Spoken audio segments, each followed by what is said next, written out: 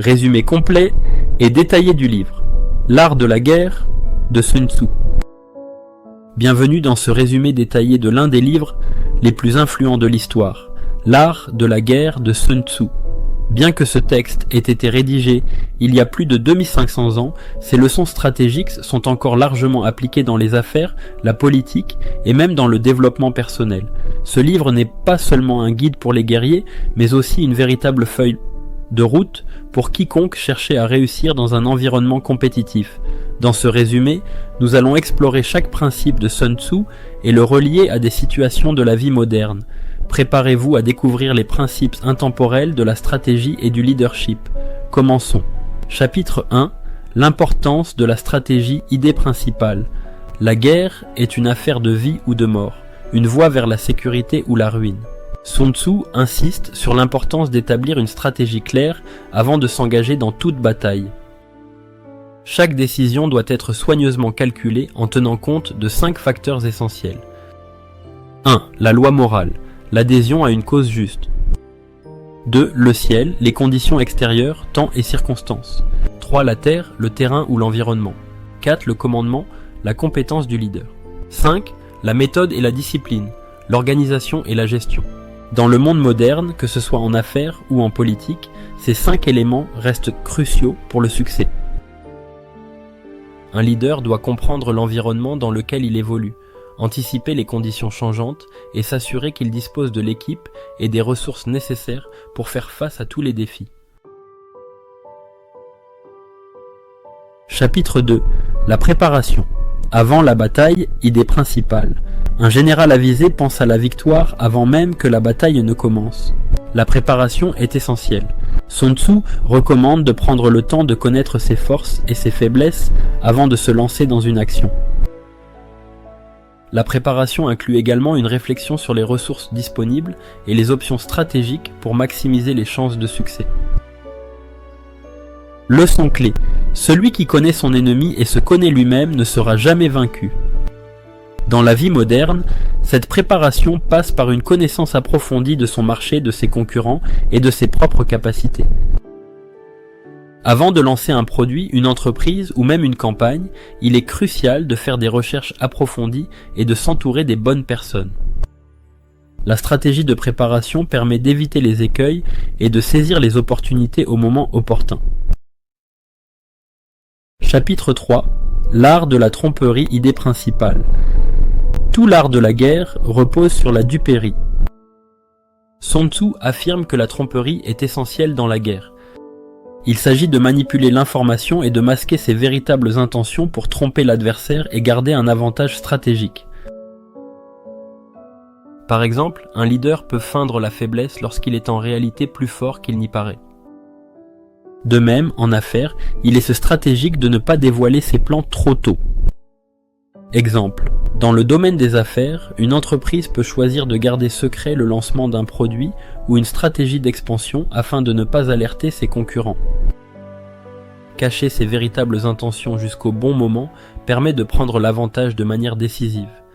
Lors de l'introduction d'un nouveau produit, par exemple, dévoiler trop tôt les détails peut laisser le temps aux concurrents de réagir. Ainsi, garder l'aspect stratégique sous contrôle est crucial pour réussir. Chapitre 4. Gagner sans combattre, idée principale. Le sommet de l'excellence est de vaincre sans combattre. La meilleure victoire est celle qui ne nécessite pas de combat. Parfois, la stratégie consiste à négocier, persuader, ou même à jouer sur la psychologie de l'adversaire. Sun Tzu souligne l'importance de choisir ses batailles avec soin et d'utiliser la diplomatie ou l'intimidation, si nécessaire, avant d'en venir à l'affrontement direct. En politique ou dans les affaires, la capacité à influencer les autres sans recourir à la confrontation directe est un atout majeur. Par exemple, une négociation habile ou une stratégie de persuasion bien pensée peut résoudre des conflits avant qu'ils n'escaladent en situation difficile. Chapitre 5. Utilisation des ressources et de l'énergie, idée principale. Utilisez votre énergie de manière stratégique. Sun Tzu enseigne que l'énergie doit être utilisée au moment crucial pour maximiser son impact. Cela inclut l'utilisation des ressources de manière efficace et la concentration des efforts là où l'ennemi est le plus vulnérable. En affaires, cela se traduit par la gestion efficace du temps, de l'argent et de l'énergie. Il est essentiel de savoir quand investir massivement dans une opportunité et quand se retirer. Une bonne gestion des ressources permet de conserver une longueur d'avance et de réduire les risques de perdre de l'énergie sur des objectifs qui ne valent pas la peine d'être poursuivis. Chapitre 6. Adaptabilité et flexibilité, idée principale. Dans la guerre, rien n'est figé. Sun Tzu met en garde contre l'arrogance et l'inaction. L'adaptabilité est essentielle à la survie et au succès. En fonction de l'évolution des circonstances, il est crucial de changer de tactique et d'anticiper les évolutions futures pour garder l'avantage. Dans le monde des affaires modernes, cette flexibilité est encore plus importante. L'environnement commercial et technologique évolue rapidement, et ceux qui réussissent sont ceux qui savent s'adapter.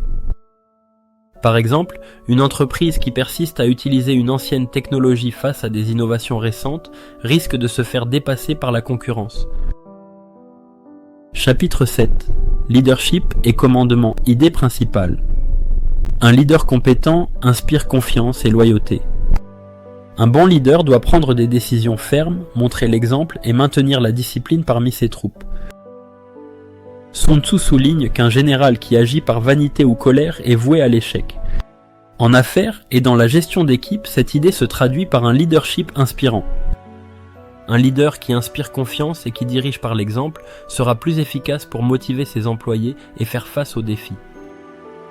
La capacité à prendre des décisions difficiles et à maintenir la discipline au sein de son équipe est un facteur clé de succès.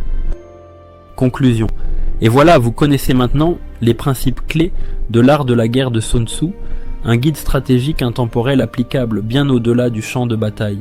Que vous souhaitiez réussir en affaires, en politique ou dans votre vie personnelle, ces leçons sont des piliers incontournables. Chaque chapitre du livre offre une sagesse précieuse qui s'adapte parfaitement aux enjeux modernes. Que vous soyez un entrepreneur, un politicien ou simplement quelqu'un cherchant à s'améliorer dans sa vie quotidienne, les enseignements de Sun Tzu sont un véritable atout.